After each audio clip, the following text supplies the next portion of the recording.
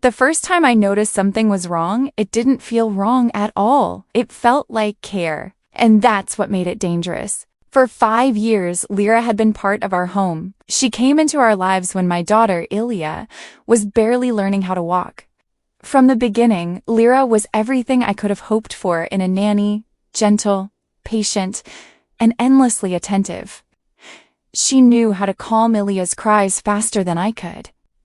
She knew what food she liked before Ilya could even speak. And somehow, she always knew what I needed too, even before I said it. There were nights I came home exhausted and dinner would already be waiting, the house spotless, Ilya asleep, tucked in carefully, her hair brushed and her favorite toy resting beside her. Lyra never complained, not once. If anything, she did more than what I asked. Sometimes I would find her quietly scrubbing corners of the house I didn't even notice were dirty. Other times, she'd offer to cook dishes I hadn't had since childhood. Comfort food that made me feel like someone was taking care of me, not the other way around. She was more than a nanny. She was family. Or at least, that's what I believed. Everything shifted the moment my sister-in-law, Vina, and her 2 children came to stay with us temporarily. At first, it felt like a full house in the best way. The laughter of children filled every room. Ilya had playmates. The house felt alive, and Lyra? She welcomed them warmly, too warmly. "I can help with the laundry," she offered Vina one morning, her voice soft and kind. "You should rest. Your children are still small."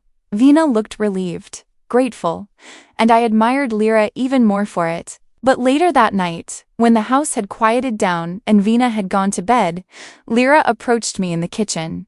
"I'm a little tired," she said gently, folding a towel slowly. "The laundry, it's quite a lot." I frowned immediately. "You don't have to do theirs, you know." She hesitated, like she didn't want to say more, but then she did. "She sleeps whenever the children sleep," Lyra added softly. "I understand she's tired, but I barely get rest too." There was no bitterness in her voice, just concern. At least, that's how it sounded. I felt guilty instantly. Protective. "Do you want me to talk to her?" I asked. She gave a small nod. "Maybe. Just a little less would help." So I did. The next day, I gently told Vina that Lyra needed rest, and that she should handle her own laundry moving forward. The shift was immediate. Vina's face fell, not in anger, but in hurt. "I didn't know it was a problem," she said quietly. She offered, and just like that, something between us changed. For a short time, there was tension, an awkwardness that didn't exist before, but eventually, we made up. We talked, cleared things out. Or so I thought, because something didn't sit right.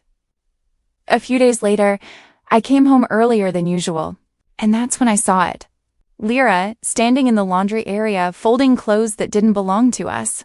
Vina's clothes. I paused. "You're still doing her laundry?" I asked. She looked up, surprised, but only for a second. "Oh, she needed help," Lyra said quickly.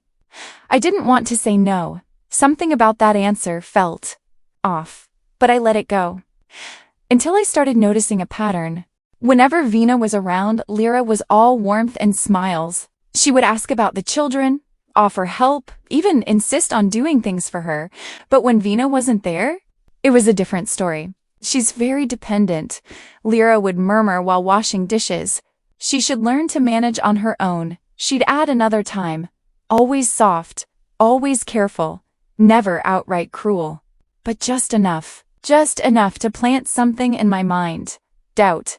And slowly, without realizing it, I began to see Vina differently. Then came the crayons. It was a simple request. School was starting and one of my nephews would be attending for the first time. Vina asked me shyly, almost like she didn't want to impose, if I could buy him crayons. It felt like an invitation to be part of his milestone. So when I went out, I bought him a box of jumbo crayons, the kind that are easier for small hands to hold.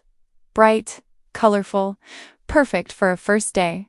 And because it felt right, I also bought something for Lyra's youngest child, who was around Ilya's age. When I got home, my nephew's reaction was everything. His eyes lit up. His smile stretched so wide it felt contagious. He hugged the crayons like they were treasure, and in that moment I felt happy, like I had done something meaningful. So naturally, I expected the same warmth when I handed the other box to Lyra for her child. But instead, Lyra's expression hardened. "Why did you buy him that?" she asked. I blinked, caught off guard. "It's for school. His first day." "She has money," Lyra said, her tone sharper than I had ever heard. "Your brother sends money." I felt my chest tighten. "I just wanted to help," I replied slowly. "She's using you," Lyra continued. "She lets you buy things so she can spend her money elsewhere." The words hit me harder than they should have. At that time, I thought she was just looking out for me, protecting me from being taken advantage of. But now I realized something else, something colder. Because the more I thought about it, the more everything started to connect. The laundry, the quiet complaints, the way she acted differently depending on who was around. It wasn't concern. It was control. Lyra wasn't just helping. She was positioning herself at the center, where she was needed, trusted, indispensable. And anyone who threatened that position was gently, subtly pushed away. The realization made my stomach turn. So I did something I should have done sooner. I tested her. The next time Vina asked for help, I agreed immediately, loud enough for Lyra to hear. "I'll take care of it," I said warmly. Lyra smiled. Of course she did. But later that night, when we were alone, "She's asking too much again," Lyra said quietly. There it was. The same pattern, the same voice, the same seed being planted. This time, I didn't respond. Instead, I watched. For days, I observed everything carefully, and the truth became undeniable. Lyra wasn't just dividing us, she was feeding off it. The more tension there was between me and Vina, the more Lyra became the one I leaned on. The more I trusted her, the more I needed her, and the more she secured her place in our lives. It was never about laundry, or money, or even kindness. It was about control. So I made a decision. I sat down with Vina, and this time, I told her everything. Every conversation, every comment, every moment that didn't make sense. At first, she was silent. Then she laughed softly. Not because it was funny, but because she finally understood something too. "She told me things about you," Vina admitted. My chest tightened. "Like what?" "That you didn't like helping. That you were starting to feel burdened." The air between us shifted. And in that moment, everything became clear. We weren't the problem. We were being played. So together, we set a final test. The next day, we both acted like everything was normal. But we changed one thing. We stayed together. All day. No private conversations. No separate moments. Just the three of us. And Lyra? She was different. Quieter. Careful. Because without space, she had no way to divide us. That night, I let her go. Not with anger. Not with accusations. Just the truth. "I think it's time we move on," I told her. For the first time in 5 years, Lyra had nothing to say. And just like that, the person I once trusted like family became a stranger. But the real mystery? It wasn't who she was. It was how long it took me to see it.